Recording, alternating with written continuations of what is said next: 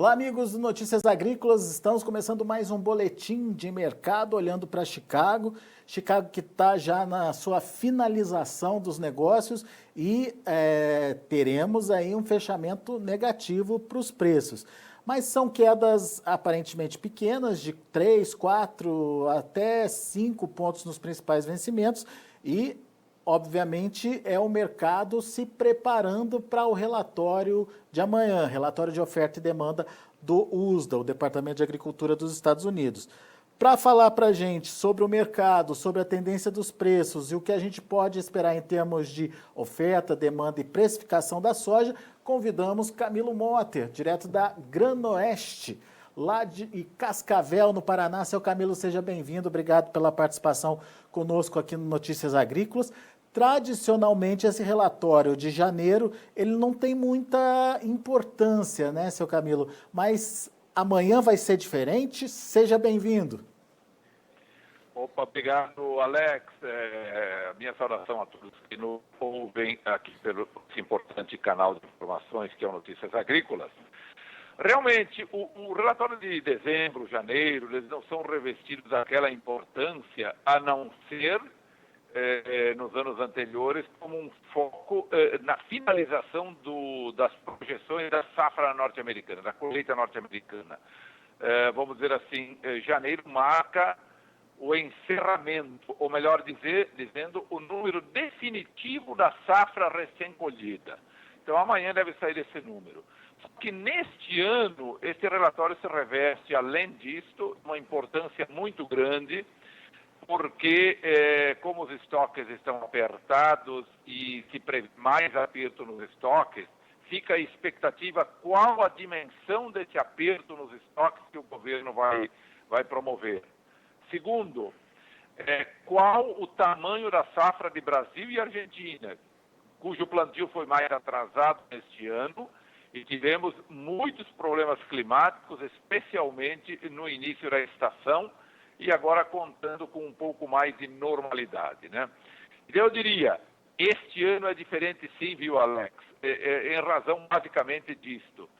Nós vivemos um quadro de oferta e demanda bastante apertado e o mercado espera ver qual é o tamanho do aperto que vai vir amanhã. Quanto mais vai ser apertado nessas projeções no relatório que sai amanhã.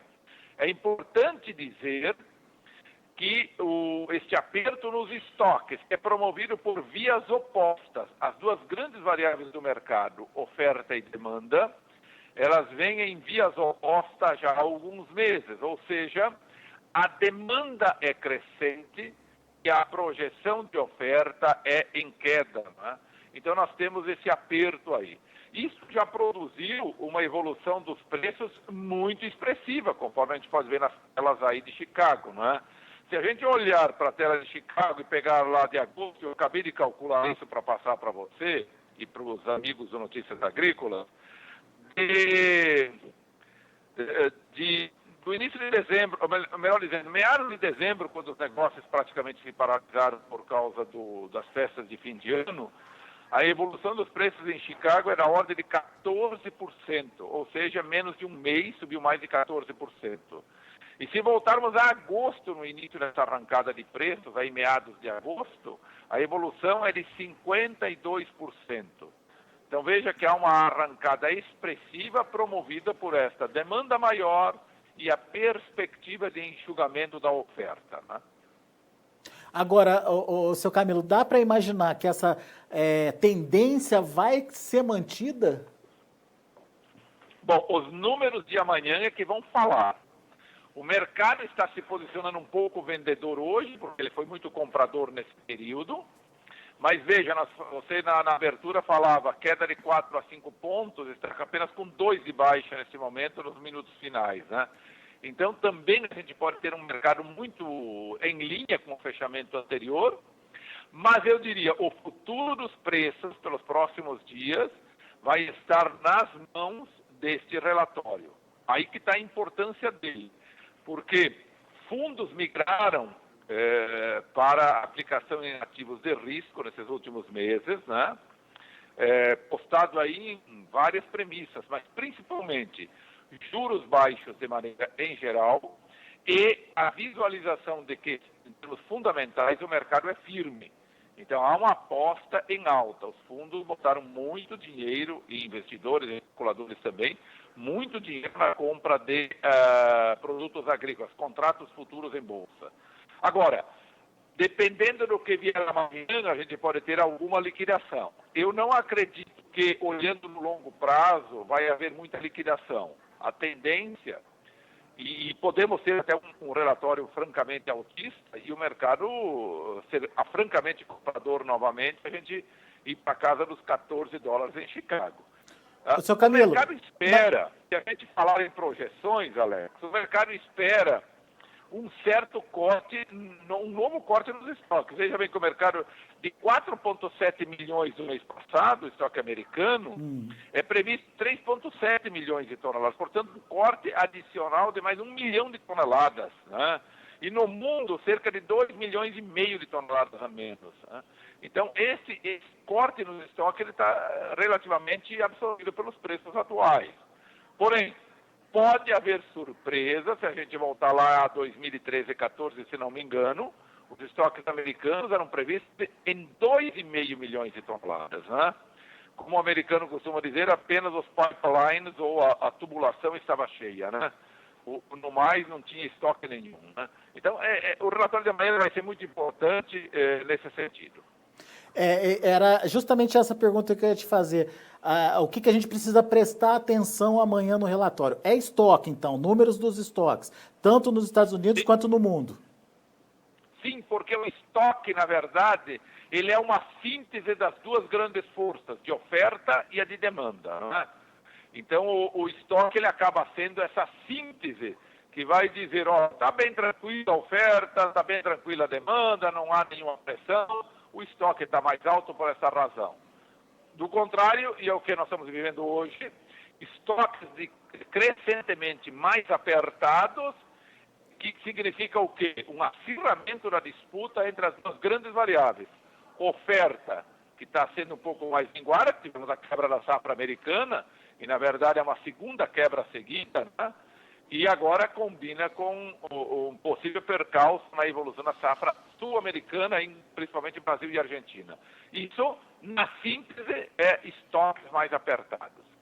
Paralelamente, amanhã vai ter um relatório, isso é muito importante também, o relatório trimestral de estoques norte-americanos, se reportando a 1º de dezembro.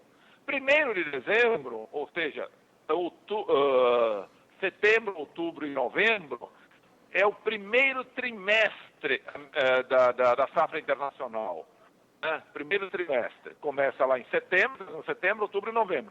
O estoque 1º de dezembro vai dizer quanta soja tinha ao final do primeiro trimestre da temporada 2021. Esse relatório também vai sair amanhã e está sendo previsto um volume de estoque de soja de 79 milhões em solo norte-americano. Isso significa o menor estoque para 1º de dezembro desde 2015. Desde dezembro de 2015. Portanto, também é um sinalizador de que aquela evolução de estoques crescentes, que já começou a ser a ficar mais reduzido desde o ano passado, está se acirrando também. Com demanda chinesa em alta, com exportações norte-americanas muito acentuadas. Há pouco saiu, inclusive, o relatório de embarques aí dos Estados Unidos. Os Estados Unidos já embarcou 41 milhões de toneladas dessa safra. 41 milhões. No ano passado, havia embarcado apenas 23 milhões. Isso também é um outro indicador do forte ritmo dos embarques, ou das vendas e posterior embarque, também da safra norte-americana, a exemplo do que aconteceu no Brasil. Um enxugamento muito rápido de toda a oferta disponível e todos os estoques disponíveis. E o importante... Até agora, 41 milhões já embarcaram contra 23 do ano passado. Para uma meta de 59,9 ou 60 milhões de toneladas, portanto, falta aí menos de 20 milhões de toneladas para serem embarcadas, apenas aí com 4 ou 5 meses, ou talvez nem isso, 4 meses no máximo, desde o início da colheita. Né? E o importante, né, seu Camilo, é salientar que embarque é soja entregue. As vendas ainda podem ter negociação, devolução, enfim, mas embarque não. Embarque é aquele que já foi entregue, né? Sim. Eu não peguei os números de venda, mas as vendas estão muito próximas de completar essa meta de 60 milhões. Embora nas últimas semanas houvesse pouquíssimas vendas para a China, hoje foi anunciado mais 130 e poucas mil toneladas, mas já há um volume muito próximo daquilo que é tido como a meta do governo americano para as exportações de soja. E aí vem isso que você muito bem colocou. Vendas realizadas, podem haver operações de washout, recompra de posições, ajustes financeiros, etc. E eventualmente, alguns volumes não serem embarcados. Né? Isso pode ocorrer. Ou até ficarem pendentes e serem jogados para a próxima safra. Isso pode ocorrer. Agora, volume embarcado, não. Esse já foi embora e não tem retorno. Portanto, esses números que eu falei há pouco, de 41 milhões de toneladas já embarcadas, contra 23 do ano passado, são números consolidados. Né? Agora, seu Camilo, o senhor falou uma coisa importante da gente falar mais sobre isso. Se, por acaso, essa redução for confirmada, mas dentro de uma redução aí de cerca de 1 milhão de toneladas no estoque americano, o mercado já precificou isso, precisa ser abaixo disso. Exatamente, Claro que o mercado oscila e não oscila apenas em função disso. Vamos ter todos os demais fatores que influenciam o mercado sempre atuando. Mas, em tese, se cair aí até 1 milhão de toneladas, haverá pouco impacto olhando apenas esta variável. Olhando apenas a movimentação desta variável, com todas as demais variáveis estáticas nessa nossa forma de analisar, né?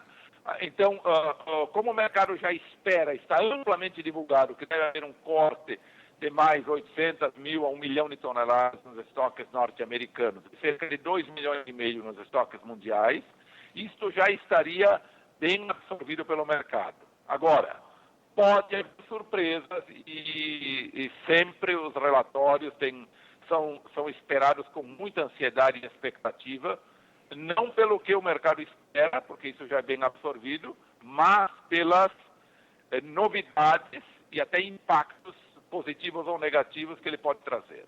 Então, está aí a importância desse relatório de amanhã. Esse relatório vai determinar, portanto, o viés de movimentação lá em Chicago. Se vier alguma surpresa, o viés de alta continua. E daí podemos chegar até onde, hein, seu Camilo? Dá para prever? Não, é difícil prever, mas de qualquer maneira a gente se reporta que o mercado é cíclico, né? Se houver um acirramento maior dessas duas grandes variáveis, se as perdas no Brasil e na Argentina também se acentuarem mais no decorrer, obviamente que o mercado pode buscar os 14, pode buscar os 15, mas vai depender de mais aperto, ou seja, como os americanos costumam falar, mais elementos para racionar o consumo. E racionamento de consumo vai se dar via elevação de preços. Né? Embora em mercados inelásticos como é a soja, o preço ele não interfere tanto no nível de consumo, mas tem sua parcela de contribuição. A tendência é de preços mais altos. Lembrando que lá em setembro de 2012, que é o recorde histórico da soja, o mercado em Chicago atingiu 17,70, 17,80, subiu rapidamente depois de atingir 12, 13 já em 2011, subiu para esses 17 em setembro de 2012 e rapidamente depois ele foi devolvendo em uma sessão, em várias sessões de limites de baixa, né, no decorrer. Então, de qualquer maneira, é difícil prever o que vem pela frente, apenas aqui relembrando o que ocorreu naquela grande alta histórica que houve em 2011, começando em 2011, mas com o pico em setembro de 2012. Né? Vamos repetir isso, é difícil prever. Para isso, claro, precisamos ter muito mais eventos positivos pela frente do dia. Essa combinação, ela está sendo até agora uma combinação altamente explosiva para preço, que é a redução das perspectivas de produção combinado com o acirramento da demanda, né? Agora, seu Camilo, só para a gente finalizar, a questão da oferta, e principalmente a oferta da América do Sul, mas objetivamente aí a oferta do Brasil. Já está consolidado ou está se consolidando, ou ainda podemos ter alguma surpresa aí nessa reta final? Veja bem, eu andei circulando pelo interior, na minha região aqui, e há um atraso médio, acredito eu, superior a 30 dias na evolução da safra. A safra está com mais ou menos metade do caminho agora. Portanto, falando com alguns produtores, o forte da colheita, que geralmente na nossa região é entre final de janeiro e 15 de fevereiro, ela vai ser final de fevereiro até 15 de março, o forte da colheita este ano. Obviamente que nós vamos ter um espaçamento maior entre início de colheita, que pode ter aí já no final de janeiro alguma colheita, e o término da colheita. Vamos ter um alongamento maior, mas o centro da colheita ele vai atrasar em torno de 30 dias. Né? Bom, com isso significa dizer que precisamos de mais regularidade climática por um tempo maior. Claro que falar sobre clima existe sempre a possibilidade de estar mentindo ou estar direcionando de forma errada, né? Porque os próprios meteorologistas, com todo o aparato que tem, não conseguem prever a coisa para muito tempo, né? Porque vai havendo ajustes, variações. Então, as previsões indicam uma melhora do quadro climático. Porém, há esse atraso e há regiões onde há perdas consolidadas.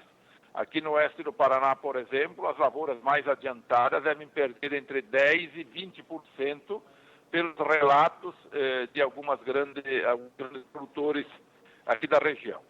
Então, eu acredito que no Brasil nós teremos que revisar aquelas estimativas de 134 a 136 milhões de toneladas, e elas serão revistas. A Conab deve ter seus números divulgados também, provavelmente amanhã, acredito eu, né? Vamos ver os números da Conab. O IBGE também deve estar para lançar os números de janeiro já também, daqui para quarta-feira. E o USDA é amanhã. Então, vamos ver uma ponderação entre todos eles. E depois, claro, muitas consultorias privadas também, que agora estão reavaliando e ouvindo os relatos de campo para novos números e uma nova atualização das estimativas. Tudo isso vai compor um novo quadro, mas eu acredito que esse quadro novo que vai surgir com essas novas estimativas, ele é de uma redução na produção da ordem de 3% a 4%, algo assim. Ou seja, vamos falar em números mais próximos de 130, ou até eventualmente algumas empresas com números abaixo dos 130, como já havia uma ou outra estimativa de um outro órgão já no mês de dezembro, né? Eu acredito que a gente vai caminhar um pouco por aí. Tudo isso ainda está dentro, mais ou menos, do que se prevê aí, ou melhor dizendo, dentro dessa reação que os preços tiveram nas últimas semanas e meses aí. Pois é, e mais um fator que pode contribuir para a continuidade da alta. Portanto, amanhã é um dia importante para a gente acompanhar aqui e você vai ter todas as informações aqui pelo Notícias Agrícolas. Seu Camilo, por enquanto eu agradeço muito a sua participação aqui com a gente no Notícias Agrícolas. Aproveito para desejar a você e a todos aí na Granoeste um ótimo 2021, é o nosso primeiro contato do ano. E convido já para o senhor participar mais com a gente ao longo desse ano para trazer mais informações aí desse mercado. Muito obrigado por enquanto. Ok, Alex, agradeço e com certeza estaremos juntos ao longo do ano. Agradeço aí as felicitações e também desejo a você, toda a equipe do Notícias Agrícolas e a todos os produtores também que tenham um grande ano e com certeza será muito bom novamente, eu diria muito remunerador. Que seja um feliz 2021. Abraço e até a próxima, Alex e amigos. Até, seu Camilo. Até mais. Tá aí, Camilo Motter, direto lá de Cascavel, no Paraná, aqui com a gente no Notícias Agrícolas, trazendo algumas informações importantes sobre o relatório de amanhã. são dois relatórios, na verdade. É o relatório tradicional de oferta e demanda do Departamento de Agricultura dos Estados Unidos e também o relatório de estoque trimestral. O estoque trimestral é aquele estoque real, né? A quantidade, o volume de soja que tinha estocado em 1º de dezembro, no caso do de amanhã. E o estoque e o relatório de oferta e demanda, justamente a gente precisa prestar atenção no estoque final que esse relatório deve trazer. Relatório passado trouxe um estoque de 4,7 milhões de toneladas nos Estados Unidos. Seu Camilo diz que algo em torno de 3,7, ou seja, 1 milhão a menos de toneladas, já estaria meio que precificado, ou seja, se vier dentro desse intervalo aí, o mercado pode reagir de maneira mais tranquila. No entanto, se vier abaixo desse patamar, se vier abaixo dos 3,7 milhões de toneladas, isso sim pode provocar uma reação bastante significativa lá na Bolsa de Chicago. Portanto, vamos ficar de olho amanhã nesse relatório e você acompanha aqui em tempo real no Notícias Agrícolas a divulgação desses números, tá certo? Antes de encerrar, deixa eu passar para vocês como o mercado está trabalhando nesse momento. Já são as operações finais,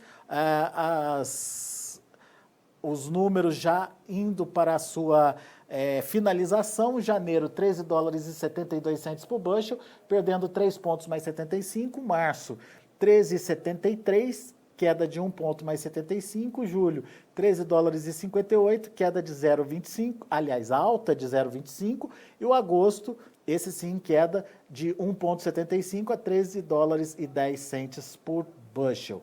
São os números da soja lá na Bolsa de Chicago. A gente tem o milho também trabalhando no vermelho. Março, 4,91, queda de 4 pontos mais 75. Maio, 4 dólares e 93, queda de 4 pontos mais 25. Julho, 4 dólares e 90 centes por bushel, queda de 4 pontos mais 25. E o setembro, 4 dólares e 55 centes por bushel, queda de 1 pontinho aí para os negócios do milho. Vamos também acompanhar o trigo, movimentação negativa também para o trigo.